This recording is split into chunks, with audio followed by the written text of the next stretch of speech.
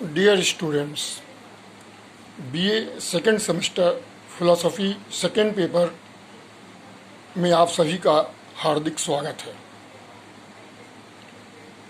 पिछले सेमेस्टर में आप लोगों ने इंडियन फिलोसफी के हेटेरोडॉक्स सिस्टम्स के बारे में पढ़ा था, जिसके अंतर्गत चारवाक दर्शन, जैन दर्शन और सांख्य दर्शन का अध्ययन किया था।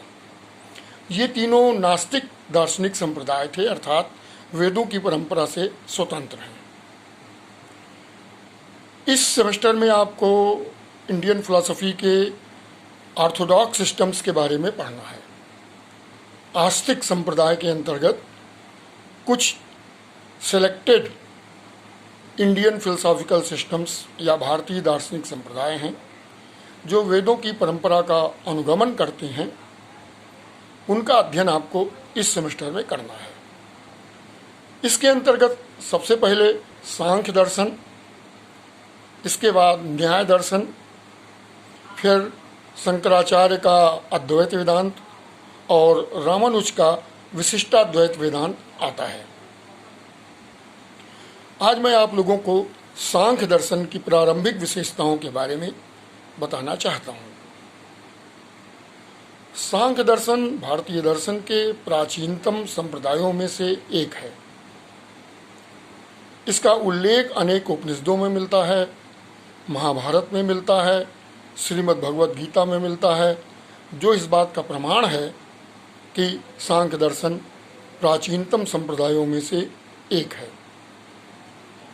आपको पिछले सेमेस्टर में ही बताया जा चुका है कि सांख्य दर्शन के प्रमुख प्रतिपादक और संस्थापक महर्षि कपिल हैं, जिन्होंने सांख्य सूत्र की रचना की।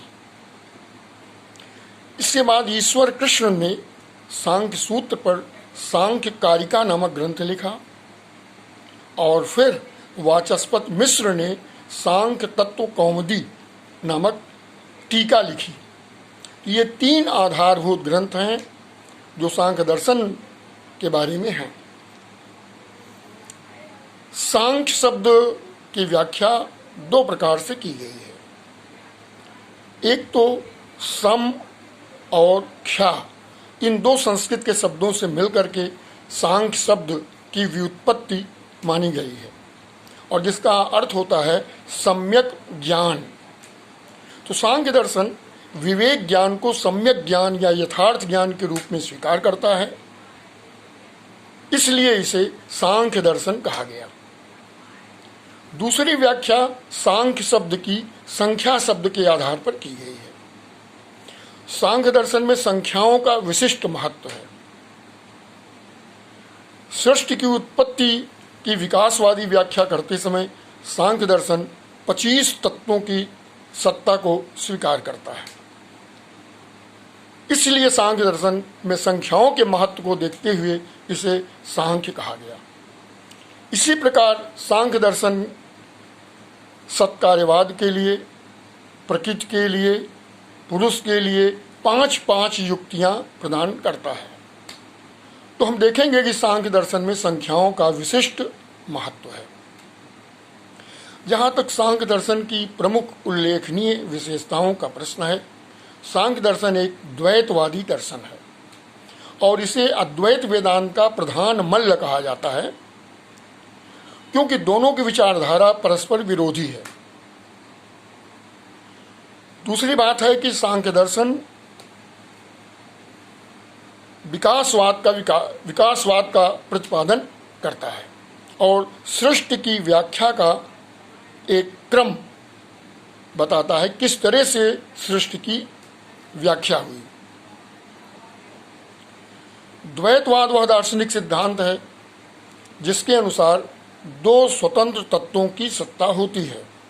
सांख्य दर्शन जड़ तत्व के रूप में प्रकृति को और चेतन तत्व के रूप में पुरुष को स्वीकार करता है, इसलिए इसे द्वैतवाद कहा जाता है या डुअलिज्म कहा जाता है, जिसको हम द्वितत्ववाद के रूप में भी जान सकते हैं।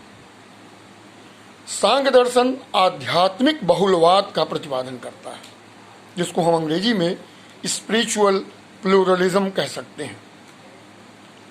ऐसा इसलिए है क्योंकि सांख्य दर्शन आध्यात्मिक तत्व के रूप में पुरुष को स्वीकार करता है और पुरुषों की अनेकता का समर्थन करता है तथा इसके लिए युक्तियां प्रदान करता है। इसलिए इसे आध्यात्मिक बहुलवाद कहा जाता है। तीसरा है कि विकासवाद, जिसके अंतर्गत प्रकृति और पुरुष के पारस्परिक संबंधों की व्याख्या के आधार पर सृष्टि की उत्पत्ति की व्याख्या की गई है।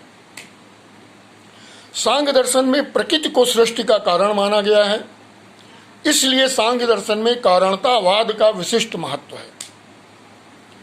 और सांख्य दर्शन एक प्रश्न उठा करके ये स्पष्ट करता है कि सांख्य दर्शन क्यों सत्कार्यवाद का समर्थन करता है। प्रश्न ये है, क्या उत्पत्ति के पूर्व कार्य कारण में विद्यमान होता है? यह एक वैज्ञानिक और दार्शनिक तथ्य है कि प्रत्येक कार्य का कोई न कोई कारण होता है और बिना कारण के क्या कार्य की उत्पत्ति नहीं हो सकती है। तो जो प्रश्न उठाया गया है कि अगर उत्पत्ति के पूर्व कार्य अर्थात जो उत्पन्न हो रहा है वह कारण में अर्थात जिससे उत्पन्न हो रहा है उसमें पहले से निहित है, पहले से विद्यमान है, पहले से सत है, तो उसे सत्कार्यवाद कहा जाएगा। जो इस मत का समर्थन करते हैं उन्हें सत्कार्यवादी कहा जाता है, जो इस मत का समर्थन नहीं करते हैं उन्हें असत्कार्यवादी कहा जाता है। सांख्य दर्शन महायान बौद्ध दर्शन के दो संप्रदाय, शून्यवाद और विज्ञानवाद, शंकराचार्य का अद्वैत वेदांत, रामानुज का विशिष्टाद्वैत वेदांत, ये सभी सत्कार्यवाद का समर्थन करते हैं। दूसरी ओर जैन दर्शन, चार्वाक दर्शन, हीनयान बौद्ध दर्शन, न्याय दर्शन, वैशेषिक दर्शन और मीमांसा दर्शन असत्कार्यवाद का समर्थन करते हैं, जिसे वे आरंभवाद के नाम से भी जानते हैं।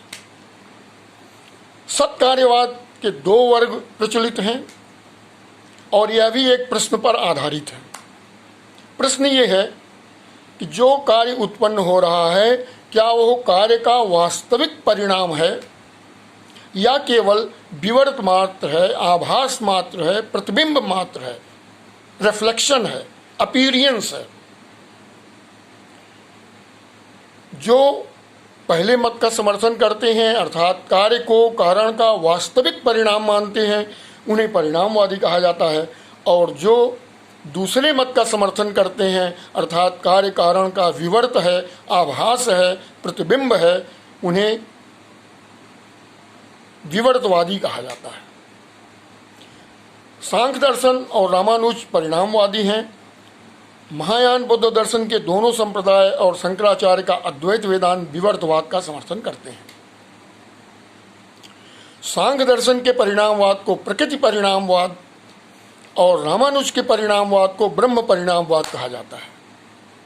इसी तरीके से शून्यवाद के मत को शून्यता विवर्तवाद, विज्ञानवाद के मत को विज्ञान विवर्तवाद और शंकराचार्य के मत को ब्रह्म विवर्तवाद की संज्ञा दी जाती है। सांख्य दर्शन केवल सत्कार्यवाद का समर्थन ही नहीं करता है, वह इसके लिए 5 युक्तियां भी देता है।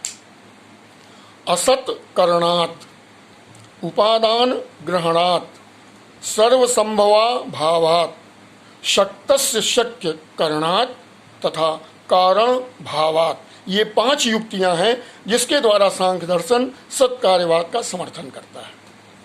असत करणात् पहली युक्ति है जिसमें बताया गया है यदि कार्य कारण में असत है तो कारण से कार्य की उत्पत्ति संभव नहीं है।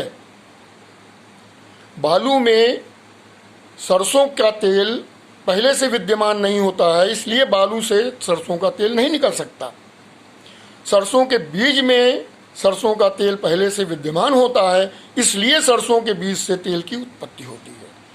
दूसरे में कह सकते हैं कि जैसे दूध से दही उत्पन्न होता है, तो दूध में दही पहले से विद्यमान है, इसलिए दूध से दही की उत्पत्ति होती है।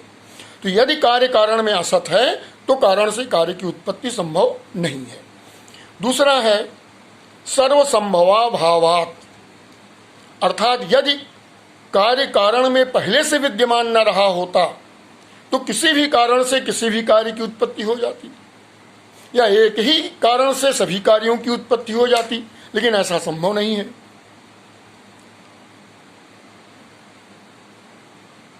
तीसरी है उपादान ग्रहणात्, हर एक कार्य की उत्पत्ति के लिए उपादान कारण की आवश्यकता पड़ती है या मटेरियल काज की आवश्यकता पड़ती है, जिसे समवाय कारण भी कहा जाता है।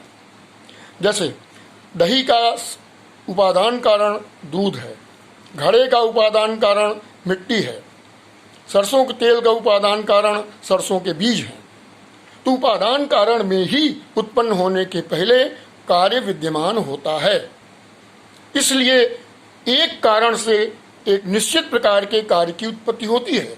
ऐसा नहीं है कि किसी भी कारण से किसी भी कार्य की उत्पत्ति संभव हो। जो पहले से किसी कारण में विद्यमान है वही उस कारण से उत्पन्न होगा।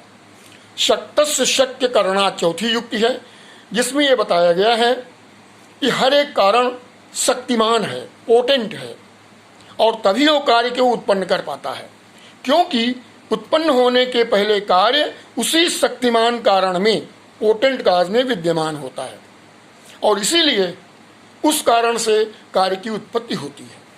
यदि कारण में कार्य को उत्पन्न करने की क्षमता नहीं है, शक्तिमत्ता नहीं है, एफिशिएंसी नहीं है, पोटेंसी नहीं है, तो कारण से कार्य की उत्पत्ति संभव नहीं है। पांचवी युक्ति है कारण भावात्, जिसको सांख्य दर्शन ने स्पष्ट किया है कि कारण के होने से ही कार्य की उत्पत्ति होती है। कारण के भाव से कार्य का भाव है और कारण के अभाव से कार्य का अभाव है। इस प्रकार छात्रों, सांख्य दर्शन ने सत्कार्यवाद के समर्थन में 5 युक्तियां दी हैं। अपने अगले वीडियो में मैं आपको सांख्य दर्शन के द्वैतवाद के बारे में बताऊंगा और किस तरीके से प्रकृति की सत्ता को सिद्ध करने के लिए 5 युक्तियां दी गई हैं तथा पुरुष की सत्ता को सिद्ध करने के लिए 5 युक्तियां दी गई हैं। धन्यवाद।